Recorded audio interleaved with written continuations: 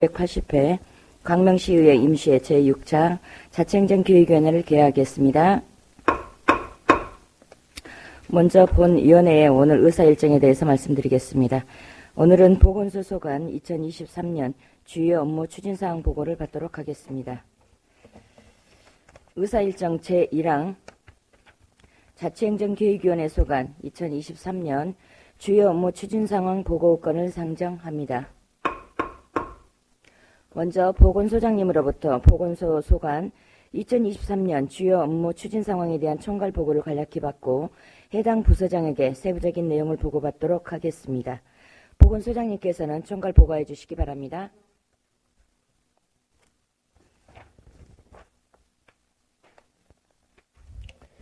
안녕하십니까. 보건소장 이현숙입니다. 광명시민의 더 나은 건강한 삶과 시정 발전을 위해 애쓰시는 자치행정교육위원회 이영덕 위원장님을 비롯한 김종호 부위원장님, 이재한 의원님, 김정미 의원님, 정지혜 의원님의 노고에 감사드립니다. 보건소 소관 2023년 주요 업무 추진 상황 보고에 앞서 이 자리에 배석한 보건소 소속 과장을 소개하겠습니다. 이동익 보건정책과장입니다. 오규선 감염병 관리과장입니다. 안승필 건강생활과장입니다. 이어서 보건소 소관 2023년도 주요 업무 추진 상황에 관한 총괄 사항을 간략히 보고드리겠습니다. 201쪽부터 229쪽까지입니다. 보건소는 3개 부서 92명의 직원이 근무하고 있으며 근본 보고드릴 주요 업무 추진 사항은 총 13건입니다. 먼저 보건정책과는 감염병 관리 대응센터 건립, 소생활권 중심 건강생활지원센터 확충사업, 의약품 안전관리 사업 등 3건입니다. 다음으로 감염병관리과는 감염병 대응 및 확산 방지, 감염병 예방을 위한 방역소독, 어린이 및 성인 예방접종, 결핵 확산 방지 및 조기 발견 사업 등 4건입니다. 다음 건강생활과는 생애주기별 정신건강관리 체계 구축, 자살로부터 안전한 생명존중도시 조성, 취약계층 방문건강관리 사업, 광명형 스마트 헬스케어 사업 운영, 커뮤니티 케어 기반 치매 안전망 확보, 아이랑 함께 희망찬 미래 광명 등 6건입니다. 이상으로 2023년도 보건소 주요 업무 추진사항 총괄 보고를 마치며 세부 내용은 소관 부서장으로 하여금 자세히 보고드리도록 하겠습니다. 감사합니다. 네, 소장님 수고하셨습니다. 다음은 보건정책과 소관 2023년 주요 업무 추진사항 보고를 받도록 하겠습니다. 보건정책과장님 제외한 다른 과장님들께서는 퇴실하셔도 좋습니다.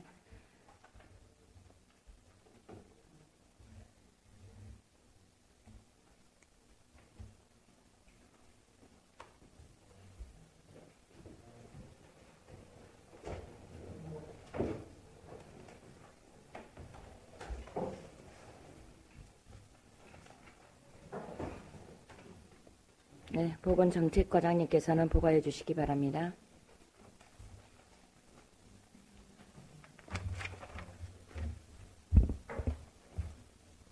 안녕하십니까. 보건정책과장 이동익입니다.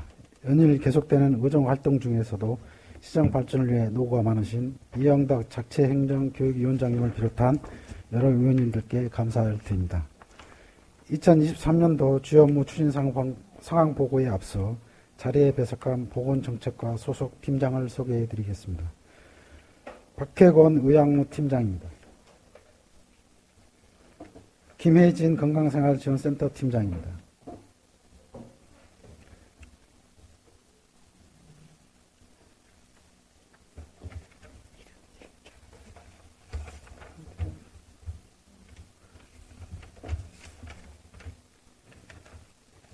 팀장님 계십니다. 죄송합니다. 다음은 2023년도 보건정책과 소관 주요 업무 추진사항을 보고하겠습니다. 책자 203쪽입니다. 보건정책과 정원은 25명이며 8월 말 기준 현원은 23명입니다. 203쪽 하단의 분장사무와 204쪽 보건소 시설 현황 및 205쪽 기타 현황은 책자에 기재되어 있는 자료로 가름하겠습니다. 다음으로 206쪽 강명시 감염병 대응센터 건립입니다. 코로나19 등 신변종 감염병에 의한 공중보건 위기의 상황에 대비하고자 강명시립 노인요양센터 뒤편에 선별진료소 및 호흡기 클리닉 등을 갖춘 감염병 대응센터를 건립하기 위한 사업입니다. 총 사업비는 24억 3천만 원으로 전액 특별조정 교부금입니다. 현재 기본 및 실시설계 용역 및 개발 제한구역, 관리계획 경미한 사항 변경 협의를 진행 중에 있으며 2024년 공사를 착공하여 2025년 하반기 센터 개소를 목표로 추진하고 있습니다. 성공적인 건립으로 향후 감염병 대응센터의 컨트롤 타워 역할을 할 수 있도록 노력하겠습니다. 다음은 207쪽 소생활권 중심 건강생활지원센터 확충입니다. 보건의료 서비스에 대한 지역적 수요가 높아지면서 가까운 곳에서의 보건의료 서비스를 제공하기 위해 찰산권역, 소아권역에 건강생활지원센터 설치를 추진하고 있으며 사업비는 찰산권역 16억 3,200만 원, 소아권역 23억 200만 원입니다. 소아권역 건강생활지원센터의 경우 지난 2022년 12월 착공했으며 2023년 4월에서 6월까지 인테리어 공사 실시 설계 용역을 실시하였고 현재 인테리어 공사를 진행하고 있으며 2024년 1월 센터 개소를 목표로 하고 있습니다. 찰산권역 건강생활지원센터의 경우 2024년 1월 공사 착공하고자 진행 중에 있으며 2025년 1월 개소를 목표로 추진하고 있습니다. 다음은 208쪽 의약품 안전관리 사업입니다. 올바른 의약품의 안전한 사용 환경을 조성하고자 시민의 의약품 오남용 예방과 건강 증진을 도모하고자 하는 사업입니다. 총 사업비는 도비 600만 원, 12,400만 원으로 2천만 원입니다. 지난 1월에는 의약품 안전관리 사업의 사업계획을 수료하였으며 이에 따라 3월에 전문 약사 역량 강화 교육을 수료하였습니다. 또한 4월에서 8월까지 약물 오남용 예방을 위한 집단 교육 및 방문 복약 지도 서비스를 실시하였습니다.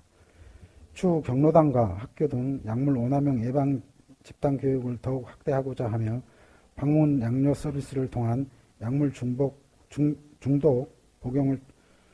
복용을 최소화하기 위해 노력하도록 하겠습니다. 이상으로 보건정책과 소관 주요 업무 추진상황 보고를 마치겠습니다. 감사합니다.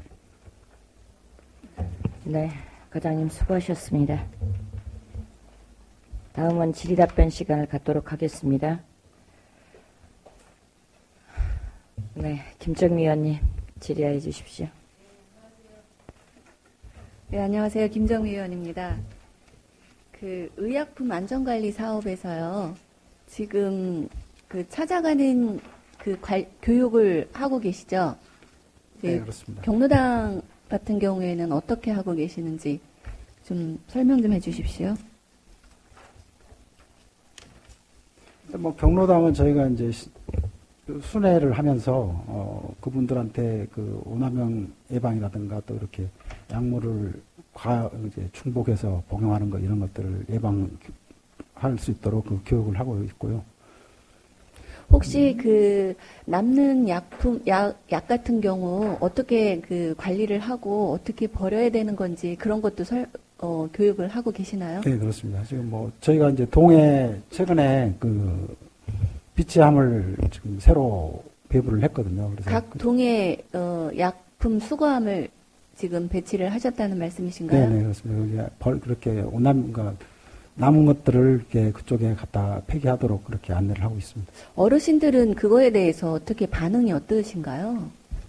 아무래도 건강에 영향이 있으니까요. 이제 긍정적인 반응을 가지고 있습니다. 그 약품 수거함도 지난번에 행감 때도 많이 얘기를 했었는데 지금 각 약국에 거점 약국을 둬서 그렇게 수거하는 방법은 없나요? 그 전에 그런 의견들을 전달을 했었는데요. 이제 그 협회 측에서 이제 약국에 비치하는 장소라든가 이런 것들 문제 때문에 조금 난색을 표현해서 저희가 일단 공공기관인 그 동주민센터에 우선 배치를 했습니다. 그 동주민센터에서 그럼 하면 그 정기적으로 수거는 어떻게 하고 있나요? 일정 부분 참여는 저희가 수거를 하고요. 또 차면은 네. 그 동사무소에서 연락이 가나요? 네, 그렇습니다. 보건소로? 네. 아, 그러면 그때마다 이제 수거를 하는 네. 겁니까? 네, 그렇습니다. 그러면 그 부분 같은 경우에 이제 경로당을 하신다고 그러셨는데 학교에도 지금 하실 생각이신 거죠? 학교나 아니면 일반 복지관 같은 경우 이런 데도 좀 적극적으로 교육을 해서 그 약품 수거를 좀 잘 했으면 좋겠는데 지금 네, 복지관 지금 같은 경우에는 어떻게 계획을 잡고 계세요? 복지관도 저희가 일단 수요를 파악을 해서 순회할 계획으로 하고 있습니다. 학교나 이런 것도 마찬가지고요. 아, 계획만 지금 잡고 계획은 지금 어떤 식으로 잡고 계시는가요? 설명 좀 해주십시오.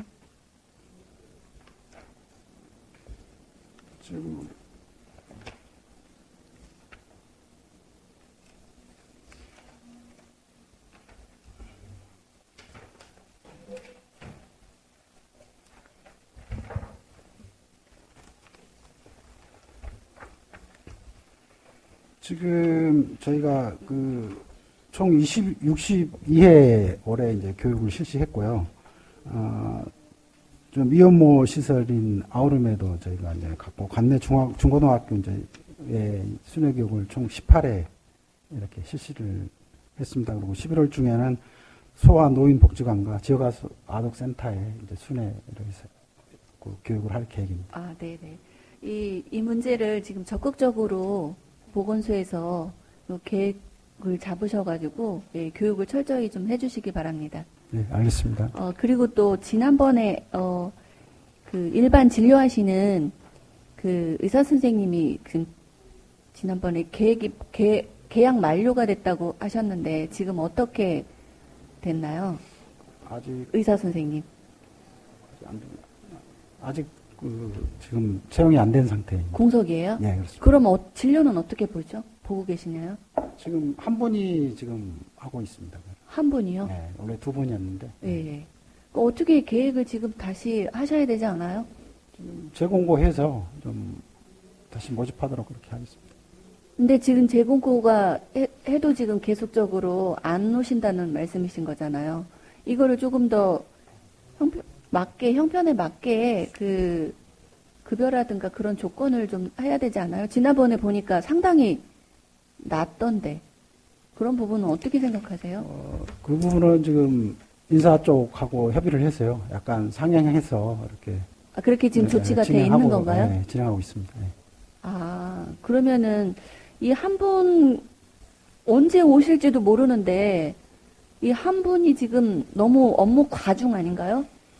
이거에 대해서 어떻게 생각하세요? 그래서 올 추경에도 저희가 뭐 일부 지금 계신 의사님의 그 연가 대체라든가 그다음에 그 엑스레이 판독 이런 부분들을 외주를 하기 위한 그 예산을 좀 반영한 상태입니다. 지금 급한 대로. 예.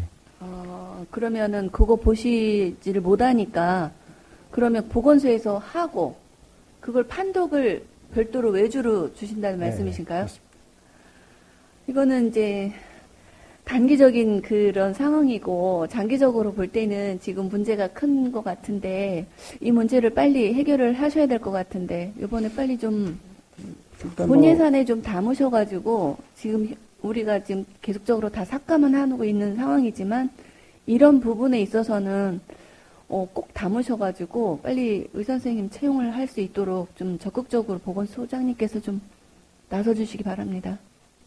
네, 그렇게 하도록 하겠습니다. 네네. 이상 질의 마치겠습니다. 네, 김정미 의원님 수고하셨습니다. 우리 이번에 그 응급 의료에 관한 조례가 사실은 만들어졌어요.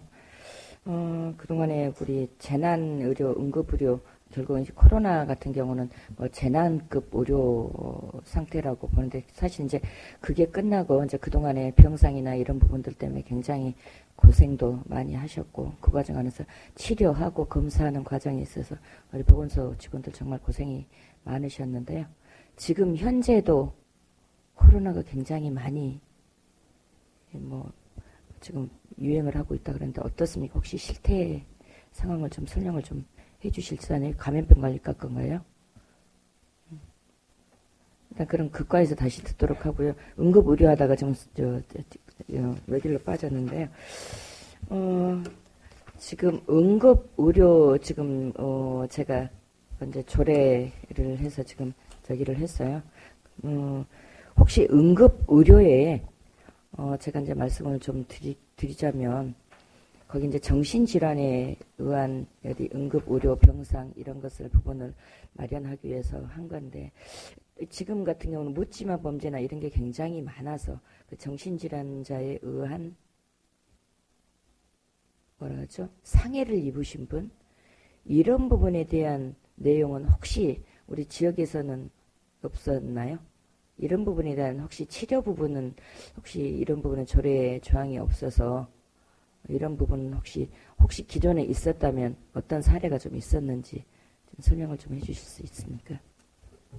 위원장님께서 말씀하신 그런 상해 사고는 현재까지 저희한테 보고된 바는 없습니다. 그래서 보통 그렇지만 그 가족들이 위협을 느끼거나 하는 사례들은 되게 많이 있고 그러면 저희가 전문 요원이 출동을 하면서 그러니까 그 다음에 경찰 뭐 소방 같이 와서 응급 입원을 시키거나 아니면 저희가 주도적으로 하는 행정 입원을 시키는 그런 절차를 이어가고 있습니다. 그래서 최대한 그런 사고들이 생기는 게 그러니까 투약 관리가 좀 잘 이루어지거나 진단받았을 때 보호자분들이 정신질환에 대한 인정이 힘드셔가지고 치료를 잘 적극적으로 조기에 시작하지 않는 경우들이 많이 있습니다. 그래서 저희 입장에서는 지속적으로 치료를 조기에 그 개입해서 치료받도록 안내 홍보하고 약을 드시는 경우에는 솔직히 정신과 약 먹는 게 매우 힘듭니다. 매일 먹어야 하고 매일 먹는데 뭐 아침에 먹는 것도 아니고 삼시세끼를 다 먹는 경우도 있고 그리고 약도 많고 약이 그렇게 뭐 순한 약 뭐 이런 정도는 아니기 때문에 먹는 게 힘들어서 중단하는 경우들이 생기고 그러면 이런 사고들이 생기기 때문에 일단 그래도 약물 투약하는 거를 지속적으로 정신건강복지센터 직원들의 일 중에 하나입니다. 그러니까 투약 관리가 그렇기 때문에 그렇게 해서 열심히 등록한 환자들, 퇴원하는 환자들에 대해서 뭐 저희한테 의료에 오는 환자들에 대한 약물 지속 투약 관리를 집중적으로 하고 그거에 따른 뭐 이상이 있는지 간 기능에 폐가 있는지 이런 것들은 1년에 한 번 정도 보건소에서 검사를 해서 지속적으로 환자들의 건강을 보호하면서 투약할 수 있도록 그렇게 만들어 가도록 하겠습니다. 그런데 이제 지원이 관리하는 거죠. 네. 이런 부분들 같은 경우는 그래도 지속적인 관리가 좀 될 수 있어서 네. 제2의 이런 사태가 발생하지 않도록 해주셨으면 좋겠습니다. 네, 알겠습니다. 네, 고맙습니다. 그리고 저희가 우리 경로당을 방문하다 보니까 우리 지금 한방 진료를 많이 나오시더라고요. 직접 저희가 현장을 보기도 했는데 지금 뭐 작년까지는 코로나 때문에 못했던 거 중단되었던 거죠. 그럼 지금 현재 어떤 사업을 어떻게 뭐 혹시 뭐 횟수나 혹시 뭐 지금 현재 방문 방법이랄지 이런 부분에 대해서 좀 안내를 해주셨으면 좋겠습니다.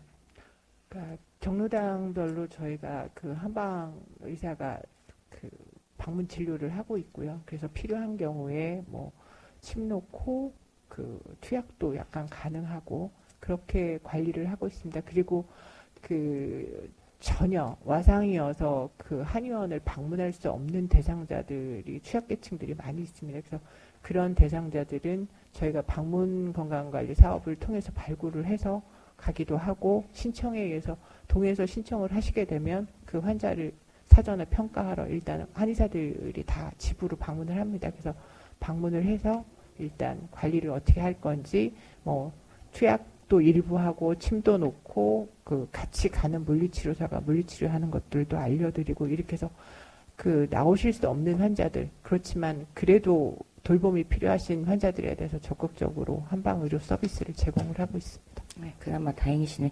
침 맞으러 오셨다는 분들이 전부 다 누워서 맞으시는 분들 굉장히 좋아하시더라고요. 이런 사업들이 모르겠어요. 경로당이 너무 많기 때문에 횟수가 잦지는 않겠지만 그래도 이렇게 뭐 우리 고령화 시대에 되어가는 상황에 있어서 이런 부분도 어떻게 보면 노인복지 차원에서 일단은 진행되는 부분이 고무적이다라는 생각이 듭니다. 그리고 우리 감염병 우리 대응센터 건립을 하고 있잖아요. 혹시 진행 정도가 어떻게 됩니까? 뭐 잠깐 들으니 거기 내용에 나무를 배워야 돼서 뭐 여러 가지 조금 그런 문제들이 좀 있는 것 같은데 혹시 진행 정도에 대해서 설명을 해 주십시오.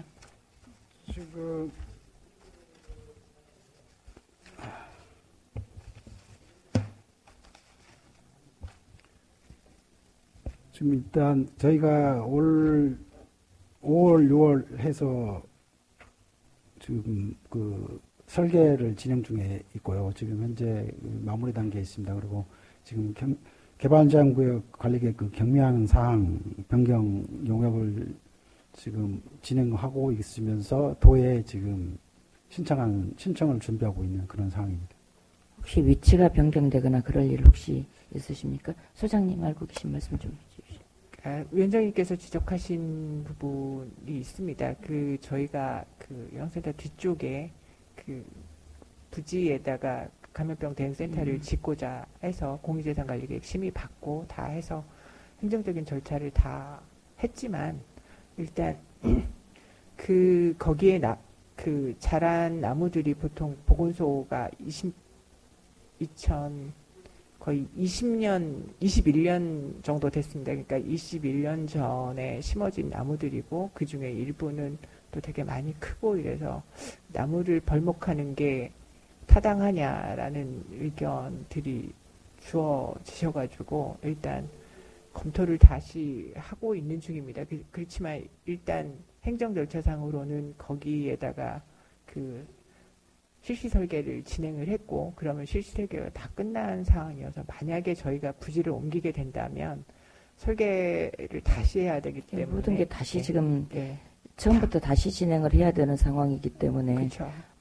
처음부터 그런 부분까지 뭐 세밀하게 점검을 하고 뭐 했었어야 되는데 다시 와서 중간에 지금 뭐 왔는데 지금 다시 변경을 해야 되는 게 마땅한 것인지 그렇다고 또 지금 현재 문제 제기되는 부분을 무시하고 갈 것인지 아무튼 뭐 공론화 현장이라도 마련을 해서 뭐 여러 가지 전문가들의 의견을 들어서 좀 합리적으로 뭐 진행이 되었으면 좋겠습니다. 네, 위원장님께서 말씀하신 부분 반영을 해서 다 같이 공론화하고 전체의 의견을 들어서 정말로 다시 부지를 옮겨야 하는 건지 아니면 그냥 그대로 추진을 할 건지에 대해서 결론을 내리고 다시 의회에도 보고 드리도록 하겠습니다. 네, 수고하셨습니다. 한 가지 간단하게 좀 여쭤볼게요. 지금 우리 건강생활센터 지금 확충을 하고 해서 소아철산 뭐 지금 소아는 뭐 곧 지금은 개소를 할 것 같고요. 뭐 이제 얼마 남지 않았는데 지금 철산이 지금 2001년 후네요. 내년에 우리 소아가 개소 1년 후에가 철산이 개소되는데 그리고 지금 노인 우리 복지관에서도 있잖아요. 그럼 노인 복지관, 우리 보건소, 우리 지금 소아 철산 중에서 지금 소아건강생활지원센터를 보니 노인 특화 사업이 있어서 이런 것들이 혹시 지금 각 기관별로 혹시 중복이 되거나 그러지는 않나요? 지금 권역별로 하다 보니까 중복 물론 프로그램이 되더라도 유사합니다만 중복 그분들이 뭐 같이 똑같은 그런 걸로 해서 뭐 철산권을 간다든가 뭐 광명권을 간다든가 그렇지는 않을 것 같습니다. 지역별로 나눠지기 때문에. 알겠습니다. 뭐 지금 어르신들이 그래도 멀리까지 갈 수 없기 때문에 각 지역에 가장 가까운 곳에 이런 건강생활지원센터가 사실은 확대되고 확충되어서 우리 건강복지를 지켜나가는 일에 일임을 해주셨으면 좋겠습니다. 네, 고생하셨고요. 더 혹시 김정희 의원님 질의하실 더 질의하실 의원님이 안 계시므로 질의를 종결하도록 하겠습니다. 질의 종결을 선포합니다. 지금까지 위원님들께서 질의하신 내용 중 신형에 반영할 사항에 대해서는 적극적으로 검토하여 추진하여 주시기 바랍니다. 보건정책과 소관 2023년 주요 업무 추진사항 보고를 마치겠습니다. 보건정책과장님을 비롯한 팀장님, 관계공무원 여러분 수고하셨습니다. 원활한 회의 진행을 위해서 잠시 정회하겠습니다. 정회를 선포합니다.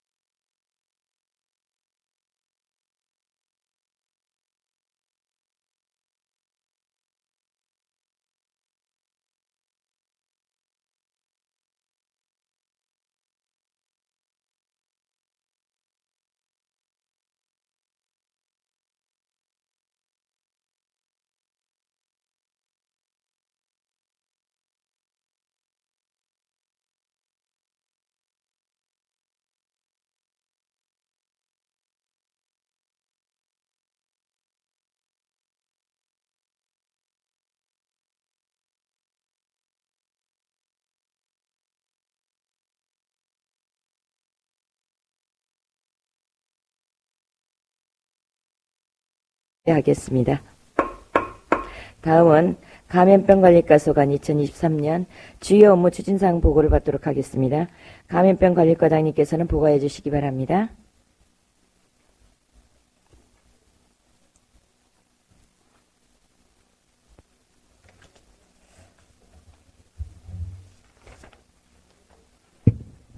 안녕하십니까. 감염병관리과장 오규선입니다. 광명시 시정 발전과 시민의 행복을 위해 노고가 많으신 이형덕 자치행정교육위원회 위원장님을 비롯한 여러 위원님들께 깊은 감사를 드립니다. 업무보고에 앞서 감염병관리과 팀장을 소개하겠습니다. 최미숙 감염병관리팀장입니다. 김영희 감염병대응팀장입니다. 이호기 예방접종팀장입니다. 감염병관리과 소관 2023년 주요 업무 추진 상황에 대해 보고 드리겠습니다. 211쪽입니다. 일반 현황 중 직급별 정현원은 코로나19 대응 4급 전환에 따라 정원이 20명으로 개정되었고 현원 20명입니다. 다음 분장 사무는 유인물로 가름하겠습니다. 다음은 213쪽에서 214쪽 감염병 대응 및 확산 방지입니다. 코로나19 환자 31,006명, 법정 감염병 환자 229명, 집단 설사 환자 발생 시 신속한 역학조사를 실시하였고 계절과 시기별로 감염병 예방 교육 및 홍보를 실시하여 감염병이 확산되지 않도록 적극 대응하였습니다.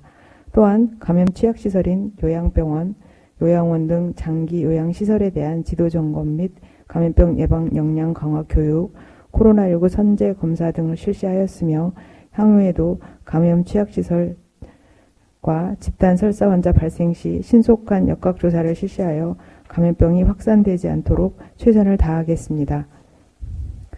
215쪽 감염병 예방을 위한 방역 소독입니다. 모기나 진드기로 인해 전파되는 감염병 예방을 위하여 방역 소독 민간 대행 용역업체 13개소를 선정하여 주요 모기 서식처인 하수배놀, 하천변, 우수관, 위생 취약지역 등에 9월 30일 기준 730일에 소독을 실시하였고 해충 기피 제한 및 위생해충 포충기를 관리하고 소독업체 62개소의 살균제 및 살충제, 올바른 사용법 등에 대한 현장 지도 점검을 실시하였습니다. 향후 11월 중순까지 가을철 모기 개체수 감소를 위해 방역 소독을 지속적으로 실시하도록 하겠습니다. 다음은 216쪽 어린이 및 성인 예방접종입니다. 접종은 광명시 보건소 및 예방접종 위탁의료기관 145개소에서 실시 중이며 8월 31일 기준 국가예방접종인 어린이 필수예방접종 18종과 성인 예방접종 5종 43,844건 실시하였습니다. 인플루엔자 접종은 10월 5일부터 시작하였고 대상은 생후 6개월에서 13세 어린이, 임신부, 65세 이상 어르신이며 위탁의료기관 145개소에서 접종 중에 있습니다. 광명시 자체 사업인 만성질환자 및 심한장애인 14세에서 64세를 대상으로 위탁의료기관 14개소를 지정하여 10월 23일부터 접종을 실시할 예정입니다. 향후 계획으로 모든 접종 완료자에 대한 접종 시행비 지급, 저조한 접종은 문자 발송, 우편 안내 등 홍보를 강화하여 접종률을 향상시키는 데 노력하겠습니다. 다음은 217쪽 결핵 확산 방지 및 조기 발견 사업입니다. 결핵은 감염자가 완치될 때까지 치료약을 잘 복용하고 접촉자는 검진을 통해 감염 여부를 확인하여 조기 치료하여 추가 전파 차단이 중요함에 따라 결핵 신환자 및 잠복 결핵 감염자 치료를 102명 실시하였고 결핵 환자 조기 발견을 위한 검진 1,509건, 그 외 집단 시설 내 결핵 환자 발생 시 역학조사를 실시하여 접촉자를 관리하고 있습니다. 향후에도 결핵 검진, 홍보 강화 등 결핵 예방을 위해 최선의 노력을 하겠습니다. 이상으로 주요 업무 추진 상황 보고 마치겠습니다. 감사합니다. 네, 과장님 수고하셨습니다. 다음은 질의답변 시간을 갖도록 하겠습니다. 네, 김정미 의원님 질의하여 주십시오. 안녕하세요. 김정미 의원입니다. 감염병 예방을 위한 방역 소독 있잖아요. 지금 집중적으로 우리 시에서 지금 하고 있는 예방은 어떤 것이 있는지 설명 좀 해주십시오. 소독 실시하고 있는 곳을 말씀하시는 건가요? 아니면은 곳도 그렇고 아니면은 어떤 아까 이제 모기 같은 경우 지금 말씀을 하셨는데 네. 예, 우리 지금 지난번에 보니까 쥐 방역도 지금 하셨더라고요. 네. 이런 것도 좀 설명 좀 해주십시오. 전체적으로 그 이제 모기가 이제 말라리아나 일본 내염 같은 거를 전파하기 때문에 이제 모기 개체수를 감소하는 게 제일 중요해서 대부분이 이제 여름철이나 물이 고여 있는 곳에서 그 모기가 알을 낳게 되면 한 400여 개 정도 알을 낳습니다. 그래서 그 장구벌레 죽이는 쪽을 좀 저기가 적극적으로 하고 있고, 그게 이제 소독 효과가 제일 높고, 개체수를 줄이는 데 효과가 있기 때문에 이제 그것을 주로 하고 있고, 이제 쥐 같은 경우도 상업지구나 뭐 이렇게 그런 데에서 쥐 민원이 많이 들어옵니다. 그러면 이제 그거는 쥐 쪽은 따로 쥐를 잘 잡는 분이 계세요. 업체가 전문적으로 전국을 다니면서 쥐 방역을 하신 분이 계시거든요. 그래서 그분은 쥐의 길을 알더라고요. 어디에서 사는지, 어디에다 약을 놔야지 이들이 잘 죽겠다 이런 것까지 잘 아신 분이 다행히 계셔서 그분을 이제 쥐 방역은 따로 별도로 저희가 계약을 해서 이제 쥐가 있다고 신고가 들어오면 이제 그분이 이제 출동해서 쥐를 이제 박멸하고, 또 진드기나 이런 걸로 인해서 뭐 화단이나 이런 데서도 진드기로 인한 그 감염되신 분이 계세요. 찌찌가무시나 뭐 이런 것들. 그러면 이제 그런 데도 진드기가 죽는 약들이 있거든요. 약이 요즘 같이 모기랑 파리랑 진드기가 같이 이렇게 잡는 그렇게 효과가 있는 그런 약들이 있어서 그런 데도 주로 소독을 하고 이렇게 이제 다방면을 하고 있습니다. 그럼 우리 시에서 하는 소독 업체는 그냥 단순히 이렇게 모기라든가 이게 지난번에 보니까 권역별로 이렇게 나눠서 네. 하고 계시는 것 같은데 맞죠? 네, 저희가 이제 13개 구역으로 해서 이제 세분화를 한 게 이제 지역을 잘 알아야 이제 그분들이 어디에 모기가 발생이 많이 되고 어디 쪽이 문제가 있다라는 것을 알기 때문에 저희가 13개소로 올해는 세분화를 해서 이제 그분들이 이제 좀 다니시면서 이제 다들 소독을 하는 전문 업체들이기 때문에 소독에 대해서는 전문가들이기 때문에 그분들이 이제 소독을 잘 하고 있습니다. 네네. 전문가라고 하더라도 보건소에서 별도로 교육도 시키시는 것이죠? 이제 소독할 때 약품 사용이라든가 이제 시기별로 뭐 비가 많이 왔고 장마철이다 그러면 지나고 나면 어떤 소독이 효과적이니까 그 소독을 했으면 좋겠다라든가 이런 것들에 대해서는 이제 저희가 방법은 지시하고 있습니다. 네네. 약품 관리라든가 아니면 교육을 좀 철저히 해주시기 바라고요. 네네. 요즘에 또 신문이라든가 인터넷 매체로 보니까 빈대? 네. 빈대도 또 있더라고요. 우리 시는 지금 아직 빈대에 대해서 신고 같은 건 들어온 적은 없나요? 네, 들어온 건 없어요. 근데 그거는 이제 빈대는 대부분 이제 가정 집에서 많이 발생할 건데 아직은 저희한테 신고 들어온 경우는 별로 없으세요. 지난번에 언제 보니까 언뜻 목욕탕이라든가 아니면은 네, 그런 데도 있어요. 예, 그런 네. 데서 지금 부천인가 어디에서 그게 지금 신고가 들어와서 했다고 그러더라고요. 그리고 전체적으로 우리가 아니고 이제 프랑스 같은 경우에는 빈대 때문에 지하철 의자 네네. 예, 거기에서도 지금 빈대가 네. 있다고 얘기를 하는데 우리 시에서는 지금 아직 그런 얘기는 아직 없었던 신고 건가요? 들어오는 거는 없습니다. 빈대 같은 경우는 정말 잡기가 좀 힘들거든요. 발생하면. 네네. 그래서 이런 부분도 좀 적극적으로 신경을 좀 써주셔야 될 것 같은데, 네. 예, 보건소에서 알겠습니다. 좀 철저히 네네. 좀 관리 좀 부탁드리겠습니다. 네. 그리고 보니까 지금 결핵에 대해서 지금 결핵 확산 방지 및 조기 발견에 대해서 좀 질의드리겠습니다. 이번에 우리 시에서도 지금 결핵 환자 발생을 한 것 같던데 이거에 대해서 지금 역학조사도 들어갔고 이거에 대해서 좀 설명 좀 해주십시오. 이제 결핵은 이제 어르신들이 계시는 요즘 많이 발생하는 게 요양 시설에 계신 어르신들이 이제 결핵이 잠복되어 있다가 이제 그대로 돌아가시거나 이제 이런 경우가 많은데 그분들이 이제 오래 사시다 보니까 면역력이 떨어지고 이래서 그분들이 많이 발생을 하십니다. 그래서 요양병원이나 요양시설에서 그래서 이제 거기에 있는 종사자나 접촉하신 분들 다 검사를 해서 그분들이 이제 잠복결핵이 있으면 치료를 하고 또 뭐 계속 1년간 정도 엑스레이를 찍고 혈액 검사하면서 관리를 하고 있고, 저희가 지금 오늘 102명 중에 그 신환자는 사실 67명이세요. 병원하고 보건소 포함해서 올해 신환자가 지금 보건소가 18명, 병원이 84명인데 총 합해서 보건소에서는 신환자는 1명이고 결핵으로 지금 결핵 발병하신 분이요. 그리고 병원에서는 지금 68명이고 재발했거나 치료하다가 중단하신 분들 이제 그분들 다시 재치료하시는 분들이고요. 그다음에 나머지는 잠복결핵, 그러니까 결핵이 잠복되어 있는 분들을 치료하시는 분들이거든요. 그래서 그렇게 하고 있고, 그래서 요양시설이나 이런 쪽에는 저희가 노인시설이나 어르신들이 대부분이 감염이 많이 이제 결핵이 많이 발병을 하기 때문에 그쪽으로 저희가 해서 검진이나 사전 그 이동검진이나 이런 것들을 확대해서 지금 계속 하고 있습니다. 그러면은 그런 요양원이나 그런 데를 우리가 찾아가서 하는 건가요? 아니면 어떻게 찾아가서 하는 건가요? 거기는 이제 어르신들이 대부분이 누워 계시고 이래서 하지는 않고 병원에서 이제 증상이 있거나 이러면 이제 엑스레이를 찍고 병원 진료를 받으면서 이제 그러면서 이제 발견이 되는 경우가 많으세요.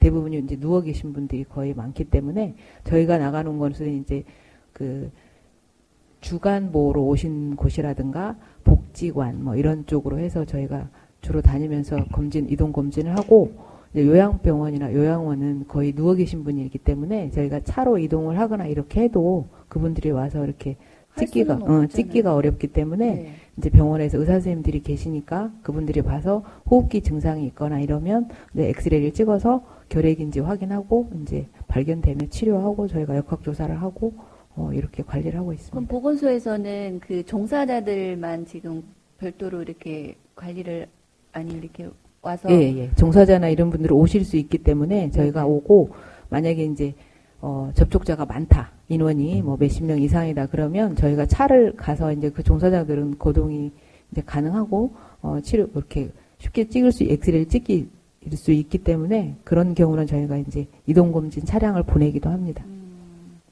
네, 지금 보니까 요번에 결핵에 대해서 지금 많이 하신 것 같더라고요. 돌봄시설, 취약계층 종사자, 잠복결핵 감염에 대한 검진 사업도 하셨고, 계속적으로 역학조사도 지금 계속적으로 하시는데, 우리 시가 지금 결핵에서 조금 더 자유로울 수 있도록 좀 더 신경 좀 많이 써주시기 바랍니다. 네, 알겠습니다. 그리고 지금 보니까 요번에 임시 신생아 번호 전수 조사를 하셨더라고요. 네네. 예, 이거에 대해서 좀 설명 좀 해주십시오. 이제 그게 뭐냐면,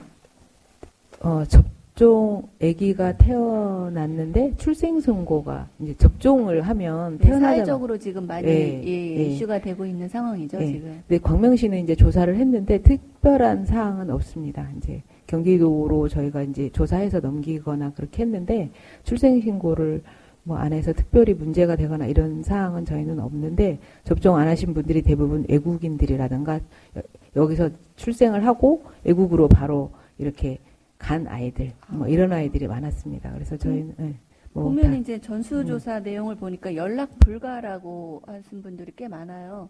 이거는 어떻게 처리를 하고 계시는 거죠?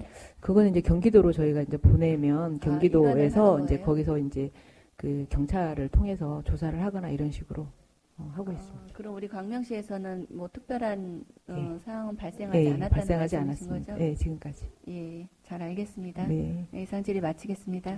네, 김정위원님 수고하셨습니다.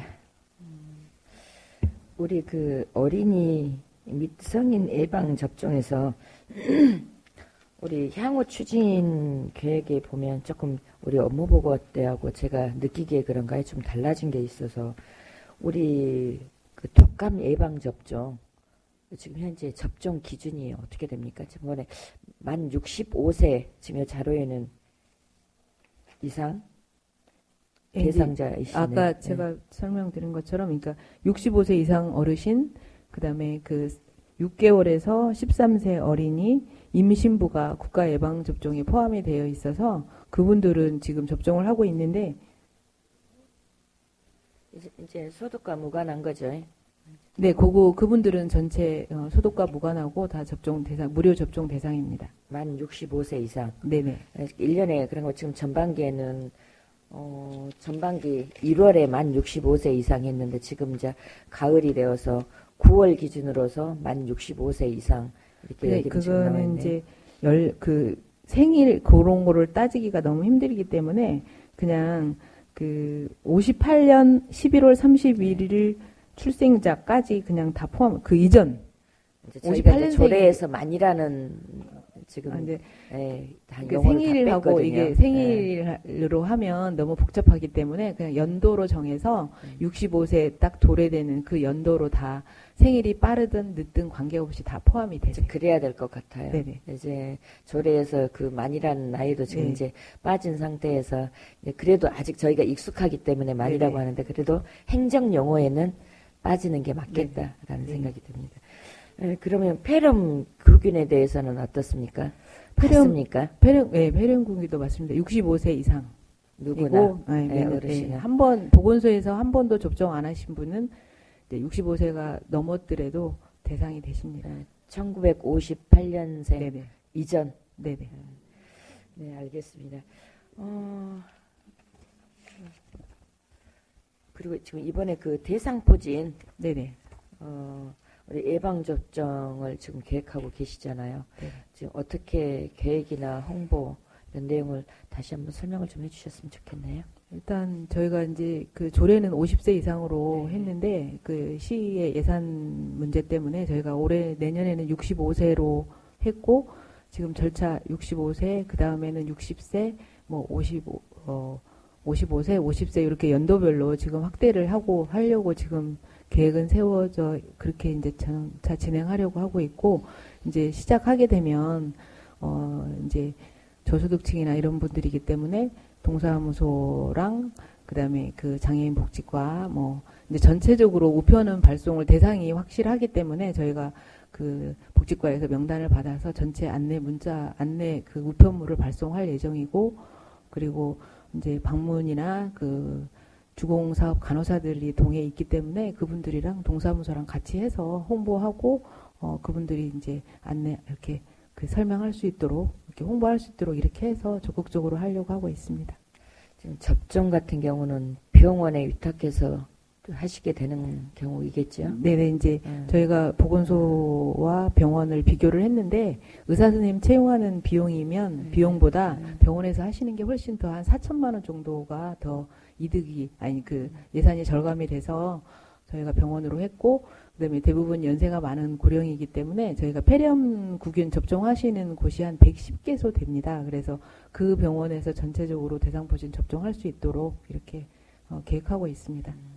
이제 혹시 이제 병원에 안내를 하실 때 우리 조례에는 50세라고 되어 있어서 혹시 조례만 보고 잘못 홍보가 되면 대거 이렇게 혼선이 올 수도 있어서 병원과 연계해서 홍보를 할 때 동사무소, 병원 뭐 이런 각 복지기관들하고 할 때 지금 혹시 지금 현재 올해는 몇 세라는 것 이런 것들을 좀 자세하게 좀 강조해서 해야만 중간에 혹시 모를 조례로 인하여 혼선이 올 수도 있는 부분을 좀 미리 예방할 수 있도록 해주셨으면 좋겠습니다. 네, 알겠습니다. 네, 우리 광명 시민의 건강 증진을 위해서 우리 보건소 관계자 여러분들 특히 우리 감염병 관리과 여러분들 고생이 많으셨고 앞으로도 또 시민 복지를 위해서 건강 복지를 위해서 애써주시기 바랍니다. 알겠습니다. 네, 더 질의하실 위원님이 안 계시므로 질의 종결을 선포합니다.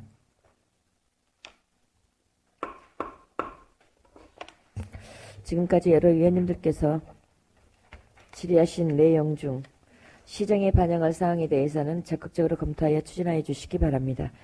감염병 관리과 소관 2023년 주요 업무 추진사항 보고를 마치겠습니다. 감염병 관리과장을 비롯한 팀장님 관계 공무원 여러분 수고하셨습니다. 원활한 회의 진행을 위해서 잠시 정회하겠습니다. 정회를 선포합니다.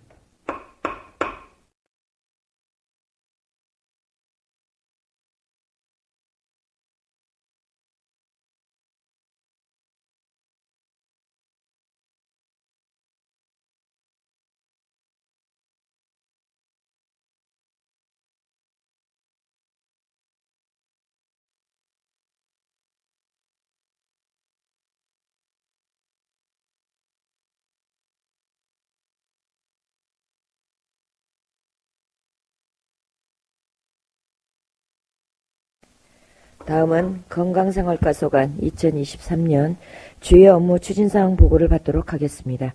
건강생활과장님께서는 보고해 주시기 바랍니다.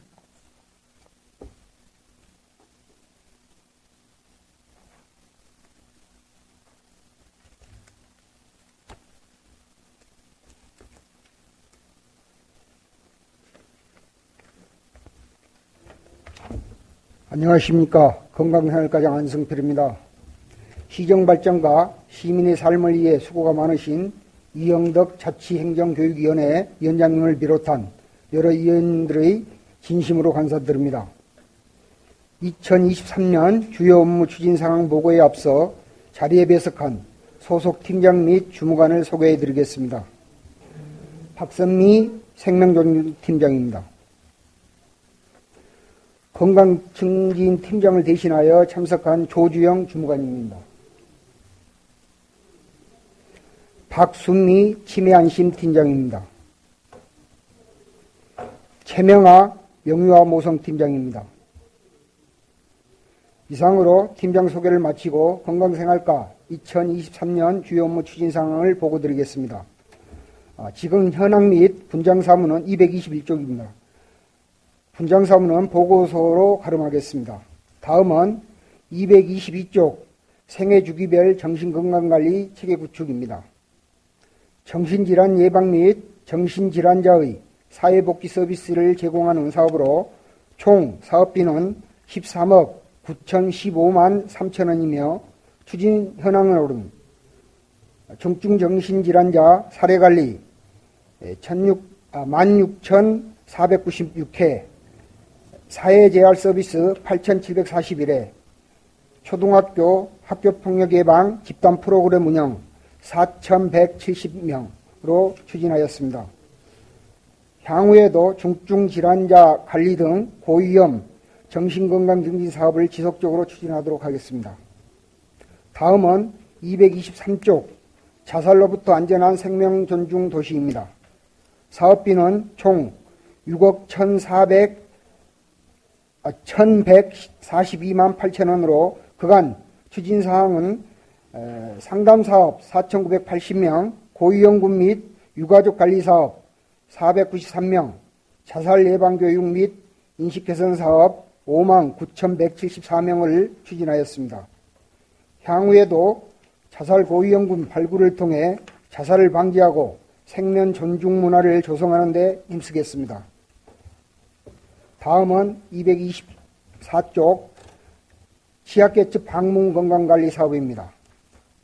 취약계층 방문건강관리 사업은 간호사가 건강 취약계층 가구에 방문하여 건강상담 및 만성질환 관리 서비스를 제공하는 사업으로 총 사업비는 5억 3,528만 6천원이며 건강 취약계층 4,922가구를 대상으로 직접 방문 7,269회 등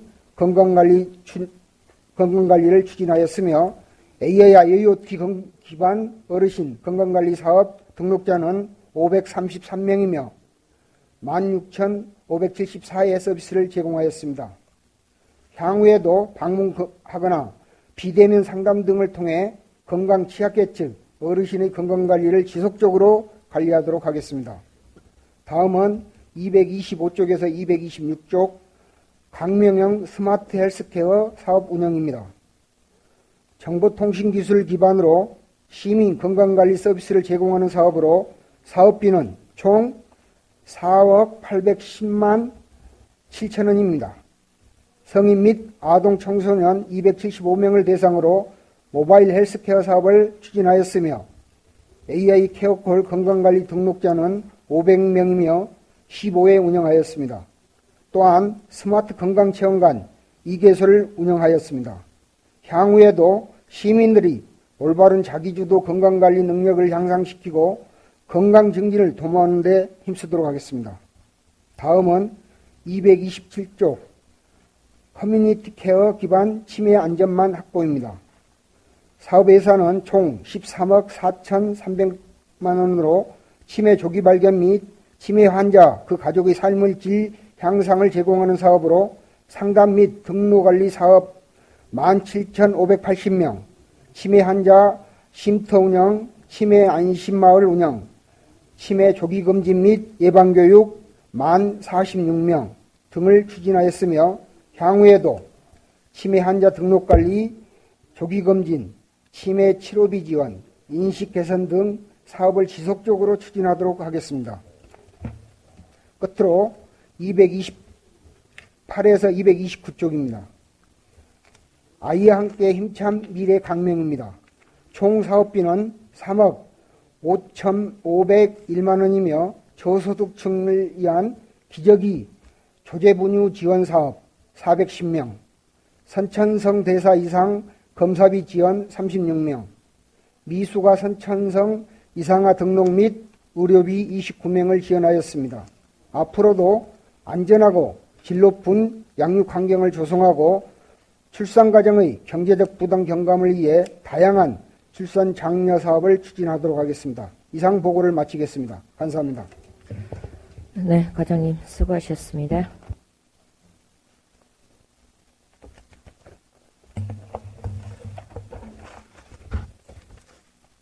다음은 질의답변 시간을 갖도록 하겠습니다. 네, 김정미 의원님 질의해 주십시오. 안녕하세요. 김정미 의원입니다. 이제 자살로부터 안전한 생명 존중 도시 있잖아요. 네, 우리 지금 자살 예방센터 등록돼 있고 그랬는데 이번에 이게 보건소에서 실시한 자살 수단 차단 사업이라고 또 하셨더라고요. 예, 이것을 좀 설명 좀 해주십시오. 자살 예방 차단 수단으로는 저희들이 생명 지킴이 완전 교육이라든지 또는 연탄 불 관리를 번개탄 말씀하시는 거죠? 번개탄 연탄불을 피우는 번개탄을 관리해 주는 거하고 또 농약 보관소 관리를 해서 그런 캠페인을 안전 캠페인을 벌이고 있습니다. 네, 숙박업소 모니터링을 하셨어요. 네? 우리 숙박업소 모니터링. 예. 지금 광명시에 있는 등록돼 있는 숙박업소에 찾아가셔가지고 어떤 모니터링을 하신 거죠? 네, 전체적으로 안 가시고 세 곳만 가신 것 같은데 이게 생명사랑 숙박업소라고 별도로 있는 건가요? 거기에서 일산화탄소 감지기 배포라든지 안전 헬스 관련해 가지고 숙박업소에 가셔가지고 그게 있어요? 네네. 가셔가지고 어떻게 하신 건가요? 만나서 그런 걸 감지기라는 일상 감지기 같은 배포를 하고요. 그런 팜플렛 같은 걸 이렇게 배포를 하고 저희들이 그런 활용을 할 수 있도록 이렇게 하고 있습니다. 안전 헬스 같은 걸. 지금 하셨는데 3곳만 하셨어요? 아니 그렇지는 않습니다. 저희들이 이제 전체적으로 우리 한 번에 광명시 다 할 수가 없어서 예. 주기적으로 이렇게 하고 있습니다. 계획이 있는 건가요? 어떤 네네네. 계획을 캠페인- 가지고 하시는 건가요? 전체 숙박업소를 대상으로 하시는 건가요? 네, 그렇습니다. 근데 지난번에 한 거는 이제 3곳만 하셨다는 네네네. 그 말씀이신 건가요? 금년도에 그랬던 거. 금년도에? 네네. 왜 어떤 계획으로서 금년도에 3곳만 하신 건가요? 저희들이 전년도에 계속 지속적으로 해년마다 해오고 있는데요. 누락되고 이제 시간이 한 번에 다 할 수가 없어서 주기적으로 이 얘기를 하고 있습니다. 교육만 숙박업소 가셔가지고 교육을 하시는 거라는 말씀이신 것 같은데 이게 일산화탄소 감지기가 이걸 설치가 됐는지도 확인도 하고 만약에 설치가 안 됐으면 이거 설치할 수 있도록 이런 하고요. 그거에 대해서 부족한 게 있으면 이제 교육도 하고 업주하고 그런 관계를 유지하고 있습니다. 계속적으로 이거 해왔던 사업이라는 건 말씀이신 거죠? 그렇죠. 생명사랑 관련해서 업무 협약에 의해서 기관하고 이렇게 해서 운영을 하고 있습니다. 아니 업무 협약은 각 숙박업소에 업무 협약을 하신 건지 아니면 어떻게 하신 건지 생명사랑단이라고 저희들 있습니다. 저희 단체하고 이제 협약을 해서 이제 그분들이 활동을 그 업체를 가서 할 수 있도록 하고요. 업체하고도 역시 그런 관계를 유지를 하고 있습니다. 그러니까 보건소에서 생명사랑단이라는 단체에 단체와 협약을 해서 그 생명사랑단이 숙박업소에 가서 이러한 교육을 하신다는 말씀이신 거예요? 네네, 홍보 캠페인을 하고 그렇습니다. 그럼 생명사랑단은 보건소에서 어떻게 관리를 하시나요? 자원봉사자들인데요, 그분들이. 예, 알고 있어요. 생명사랑단 봉사자. 네, 별도로 우리가 관리를 한다기보다는 그분들과 협약을 해서. 협약을 해서 예, 예, 예. 보건소에서 아무래도 그래도 교육은 하실 거 아니에요? 예, 예, 생명사랑단에. 예, 예. 근데 거기에서 이제 숙박업소 세 곳을 해서 이렇게 자살 수단 차단 사업이라는 거를 하셨다는 말씀이신 예, 거죠? 함께 했다는 얘기죠. 함께 센터하고. 보건소하고. 예, 예. 그러면 앞으로도 그러면 숙박업소 투숙객 대상 이렇게 하신다는 말씀이신 거네요? 그렇죠. 그러면 그 생명사랑단의 농약 안전 보관함 이용 캠페인도 같이 하신 건가요? 그렇죠. 거기도 같이 하고요. 번개탕 관련 업체도 이제 그 마트 같은 데를 방문해서 어떻게 관리를 하는지 또 관리를 잘 할 수 있도록 저희들 홍보하고 있습니다. 지속적인 이런 캠페인을 많이 벌이셔야 될 것 같습니다. 네, 네, 알겠습니다. 예, 예.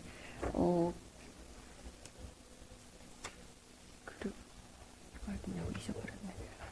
예, 조금 이따가 하겠습니다. 예. 네, 김정면님 수고하셨습니다.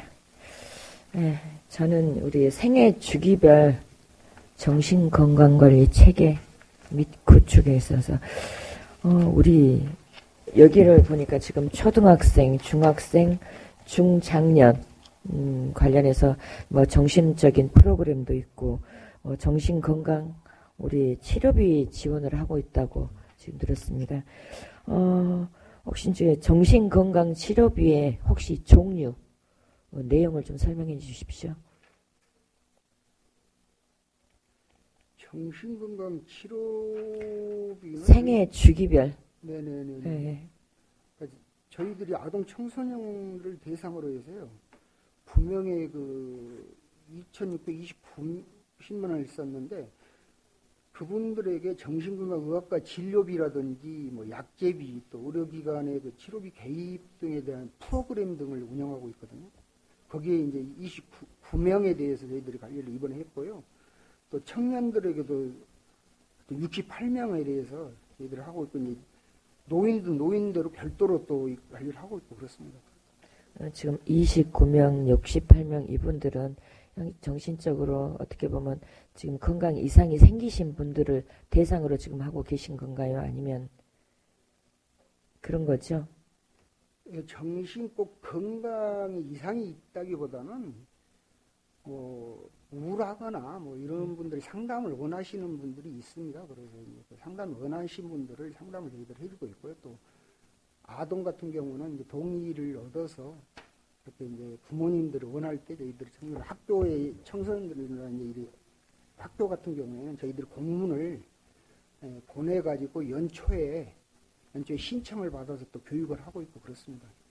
그럼 지금 현재 제가 여기서 제가 받은 자료가 뭐 생애 주기별 정신건강 치료비 지원에 대한 내용이었었거든요. 그렇다면 지금 과장님 말씀은 그 치료비가 결국은 병원비 뭐 이런 치료비가 아니라 교육, 정신적인 그런 내용인가요? 그러지가 않고요. 예. 외래로 치료비를 약제비도 지원을 하고 치료비도 지원을 하는데 그 들어간 것이 아동 청소년들의 9명이 들어갔다는 얘기고요. 그 청년들에게는 68명에 대해서 치료비를 지원했다는 얘기예요. 결국은 아까 지금 우울이나 이런 상담을 통해서 예, 예. 우울하거나 이런 결국은 치료가 필요한 예. 그분들한테는 결국은 저희 병원과 연결해서 이렇게 치료비를 지원하는 그런 부분 말씀하신 건가요? 네, 그렇습니다. 이런 분들은 어떻게 지속적으로 관리를 하시는 건가요? 아니면 그 일시적으로 당시 그 상태가 그랬을 경우만 지원을 하게 되는 건지, 아니면 지금 아까 우리 자살 우리 생명 존중 사랑에 대한 우리 얘기도 나왔었는데 결국은 이런 분들이 또 이렇게 연계될 수도 있어서 이런 부분들을 관리가 좀 필요하지 않을까라는 생각에서 지금 여쭤보는 겁니다. 연계 관리가 되는 건지 그 시점에만 이렇게 지원을 하고 많은 건지. 그렇지 않고요. 지속적으로 저희들이 등록을 해서 관리를 하는데 저희들이 현재 실 인원으로 등록해서 관리하는 게 333명입니다. 그래서 이제 등록을 해서 방문 상담도 하고 뭐 전화로도 관리를 하고 뭐 여러 가지 사례가 있습니다. DR 서비스도 해주고 그런 사례들이 많이 있습니다. 네, 이분들이 어떻게 보면 일반 사회에서 정상적으로 서해인들과 똑같이 건강한 생활을 할 수 있도록 아무튼 이런 가정들 같은 경우 초기나 이렇게 관리해 주시는 주위 이웃들하고 연계해서 저 건강하게 잘 살아갈 수 있도록 우리 보건소에서 그 역할이 굉장히 중요할 거라고 생각이 들어요. 뭐 보건소뿐만이 아니라 이런 부분들은 뭐 저희도 제 아주 가까운 뭐 지인도 이런 경우를 당했기 때문에 경험을 했기 때문에 이런 부분들이 얼마나 중요한지를 알고 있습니다. 그래서 이런 부분들을 지속적으로 같이 관심을 갖고 관리하지 않으면 결국은 굉장히 더 불행한 사태를 맞이할 수도 있어서 역할을 좀 다해 주시기를 부탁을 드립니다. 알겠습니다. 네, 김정미 의원님 질의해 주십시오. 그 취약계층 방문 건강관리 사업에서 그 AI 기반 어르신 건강관리 사업이 있고 광명형 스마트 헬스케어 사업 운영에서 어르신 대상 AI 건강관리 사업이 있습니다. 이게 어떻게 같은 사업으로 보면 됩니까? 아니면 좀 차별을 둬야 되는 겁니까? 그렇지는 않고요. 네. 저희 방문 건강관리 사업은 대면 사업이 원칙이고요. 비대면도 여기 있잖아요. 네? 네, 비대면도 있는데. 비대면은 AI, IoT 기반을 해서 그 어르신들 IoT 이제 그 스마트폰이라든지 이런 걸 관리를 비대면으로 하고 있고요. 이제 방문 건강은 직접 방문을 해서 어르신들 65세 이상 어르신들에 대해서 신청을 하면 저희들이 이제 그분들 건강 스크린을 해가지고 분을 분류를 해가지고 이렇게 관리를 하고 있습니다. 간호사들 직접 방문을 해서. 방문을 못할 경우에는 AI로 이렇게 그분들을 관리를 하신다는 말씀이신가요? 아니 그 그거는 부분은 아니에요? 건강 케어콜이라고 별도로 그러니까 케어콜. 전화를 해서 예. 하는 이 사업이 따로 있습니다. 그 사업은. 그게 스마트 헬스케어 그 사업인가요? AI를 통해서 500명 신규 이거 사업? 예, 그렇습니다. 이번에 그 광명시에서 네이버 클라우드 에버영 코리아 업무 협약식을 맺었던데 이거에 대해서 좀 설명 좀 해주십시오. 지금 업무 협약을 AI 케어콜 사업 같은 경우에는 이것이 지금은 스마트 헬스케어 사업이랑 연계가 되는 건가요? 그거하고는 아니 다른 틀려요. 사항. 네, 말씀해 주십시오.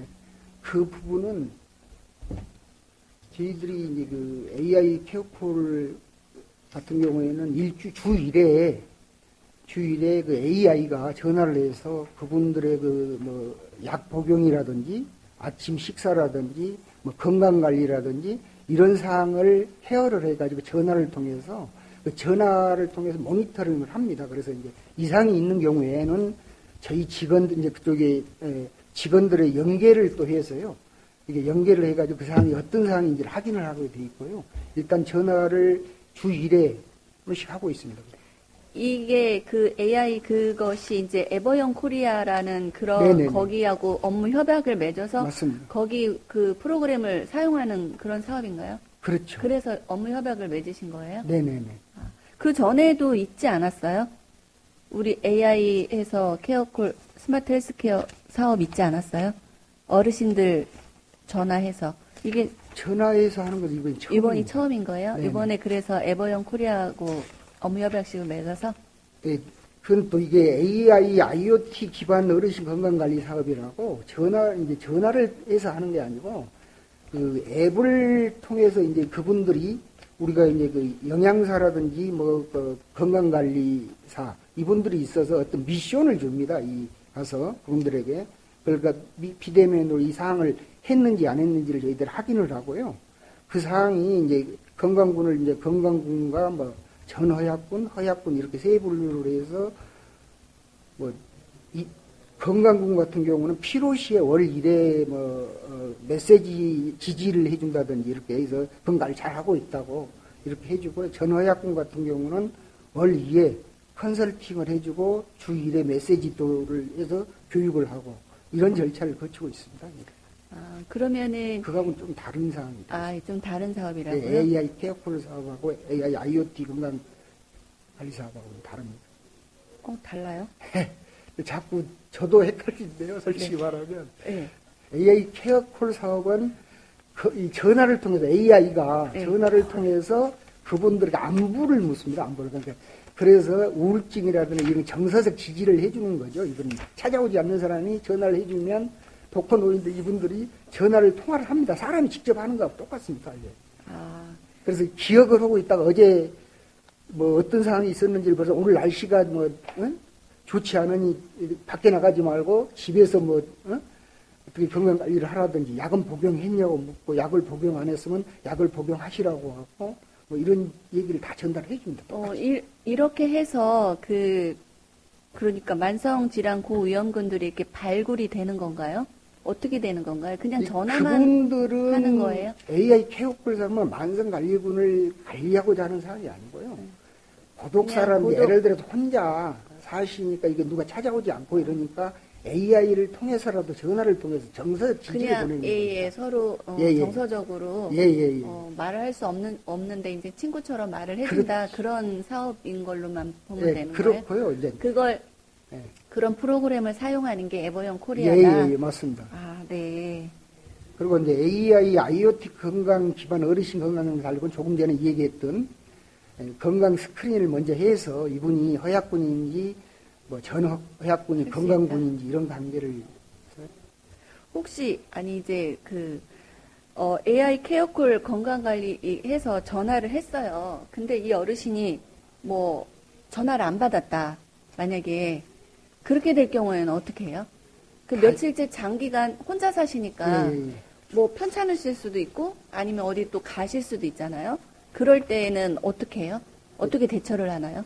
다시 그 부분에 대해서 이제 전화를 AI가 한 번 더 하고요. 그렇지 않으면 이제 그렇게도 안 받는다 그러면 모니터 요원이 있습니다. 별도로. 아, 네. 모니터 요원이 다시 가서 확인하든지 전화를 직접 하든지 이런 절차를 거치고요. 만약에 이분이 이상이 있다. 그러면 바로 연계를 합니다. 복지 서비스하고 연계를 해서 이분들이 어떤 상황이 어떤지를 연계를 해서 병원에 가야 될 상황인지 아니면 바로 무슨 바로 이게 예, 연계가 예. 된다고요? 그렇죠. 아, 네, 잘 알겠습니다. 거기까지 이루어지고 있습니다. 예, 잘 알겠습니다. 그러면은 이런 분들은 혼자 사시는데 상당히 지금 뭐라 그럴까? 외롭지 않고 관리도 받는다는 그런 느낌으로 사시겠네요. 네, 그렇습니다. 아, 예. 반응이 좋습니다. 지금 신규 사업 500명인데 앞으로 지금 계속적으로 하실 생각이신가요? 네, 꾸준히 지금 그렇게 하겠습니다. 시비가 지금 4천인데 꾸준히 지금 하실 생각이시라고요. 네네네. 이번에 본 예산에도 그러면 이게 담아서 오는 겁니까? 네. 본 예산에 담아서 네네네, 오는 겁니까? 맞습니다. 네. 아, 예, 잘 알겠습니다. 이상 질의 마치겠습니다. 네, 김정면님 수고하셨습니다. 저는 간단하게 한 가지만 할 마무리하겠습니다. 그 난임 부부 시술비 지원 사업이 있잖아요. 네네네. 지금 현재 지금 작년하고 지금 비교를 한다 그러면 올해 혹시 이 시술비 지원이 어느 정도가 나갔습니까? 왜냐하면 출산율이 너무 떨어져서 어려운 가정 중에서 출산율을 높이는 방향을 좀 선택을 해야 될 것 같은데 혹시 우리 광명시는 이 시술비 지원이 어느 정도 되고 있는지 좀 설명해 주십시오. 시술 받는 우리 실적 인원이 어느 정도 되는지. 지금 현재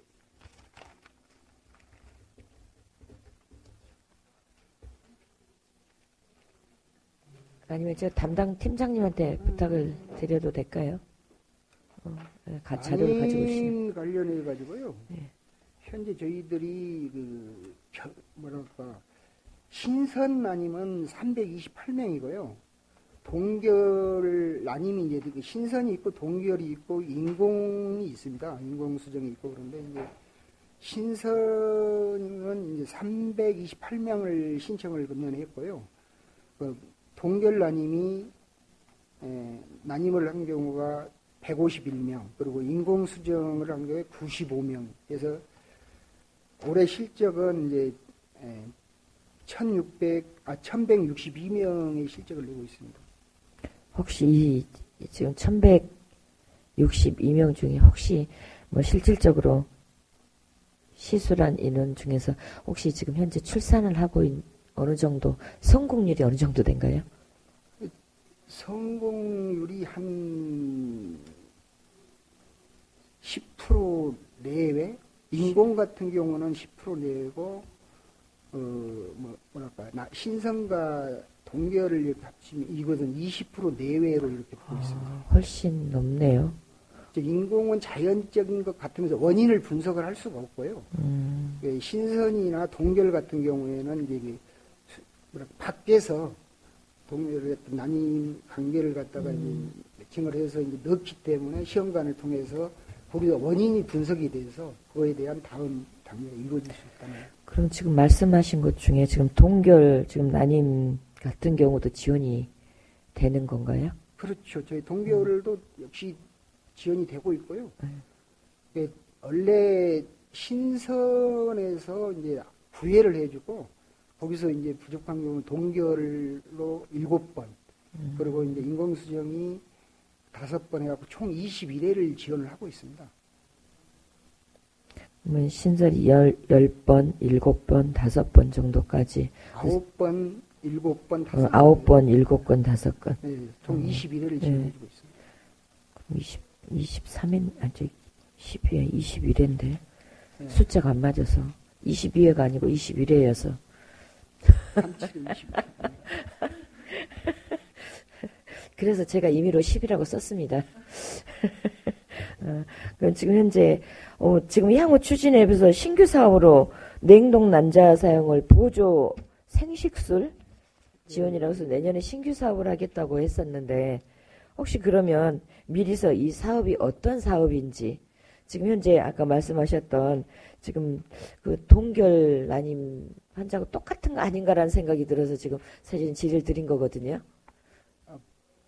원래 이제 신선, 이게 좀 제가 생물학 공부를 하는 거 솔직히 잘 모르는 제가 거예요. 말씀드리겠습니다. 그러면 일단 소장님. 그 난자 냉동은 일단 아직 조금이라도 젊은 나이에 난자는 어차피 태어날 때부터 늙기 시작하는 겁니다. 그렇기 때문에 조금이라도 젊은 나이에 결혼을 안 했어도 난자를 냉동해놨다가 나중에 결혼을 하면 자기의 조금 더 젊었을 때의 난자로 이렇게 동결 난자 해놨다가. 이용해서 하는 것 같이 인공수정을 해서 IVF로 해서 출산을 할 수 있거든요. 근데 그거를 하는데 비용이 많이 들어가고 그걸 하는데 또 보존 기간에 따라서 또 보관료 같은 이런 것들 받기 때문에 그런 비용까지 지원을 한다는 겁니다. 그래서 이거는 저희가 처음으로 시작하는 게 아니고 국가가 내년부터 이거에 대해서 돈을 지원을 해주겠다고 그래서 그러면 아직 결혼 안 한 여성분 같은 경우에도 내가 나중에 결혼을 하면 아이를 낳을 거야. 근데 내가 나이가 좀 있네. 그러면 조금 더 내가 건강할 때 난자를 냉동했다가 나중에 아이를 낳겠다라고 생각하시면 그렇게 하는 것까지 지원하겠다는 거예요. 네, 굉장히 중요한 부분이라서 이런 부분도 뭐 소득 기준이나 이런 부분도 없잖아. 있나요? 누구나입니까? 현재까지는 없는 걸로 알고 있습니다. 그러면 이게 대대적으로 홍보를 해서 어쨌거나 결국은 나이 먹어서 결혼함으로 해서 사실은 우리 지금 출산율이 굉장히 낮아지기도 하고 하는 이런 부분이라 좀 대대적인 홍보를 해서 국가적으로 우리가 인구 소멸이라고 하는데 이걸 증가시키는데 출산율을 높이는데 뭐 일익을 담당을 해야 될 것 같아요. 대대적인 홍보가 필요해서 준비를 해 주시기 바랍니다. 네, 알겠습니다. 흥미로워서 제가 질의를 드렸습니다. 네, 더 질의하실 위원님이 안 계시므로 질의를 종결하겠습니다. 질의 종결을 선포합니다. 지금까지 여러 위원님들께서 질의하신 내용 중 시정에 반영할 사항에 대해서는 적극적으로 검토하여 추진하여 주시기 바랍니다. 건강생활과소관 2023년 주요 업무 추진사항 보고를 마치겠습니다. 보건소장님과 건강생활과장님을 비롯한 팀장님, 관계공무원 여러분 수고하셨습니다. 이상으로 오늘 의사 일정을 모두 마치겠습니다. 위원님 그리고 관계공무원 여러분 수고하셨습니다. 제7차 자치행정교육위원회는 10월 23일 월요일 오전 10시에 개회하겠으며 평생학습사업소 및 광명시 청소년재단 소관 2023년 주요 업무 추진사항 보고를 받도록 하겠습니다. 사내를 선포합니다.